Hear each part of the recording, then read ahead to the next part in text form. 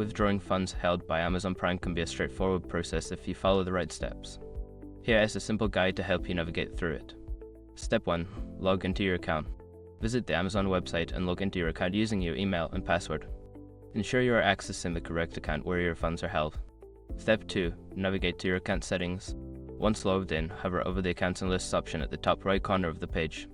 Click on your account from the drop-down menu to access your account settings. Step 3. Access your payment options. In the account settings, look for your Payments section. Click on it to view your payment methods and any available balance or funds that can be withdrawn. Step 4. Select the Withdrawal option. Within your Payments section, find the option for withdrawing funds. This may be labeled as Withdraw Funds or Transfer Balance. Click on this option to proceed. Step 5. Follow the withdrawal instructions. Before filing a refund or dispute, use the Ashraq.com link in the description to open the refund dispute deadline calculator and confirm your deadline. Once you have completed these steps, your withdrawal request will be processed.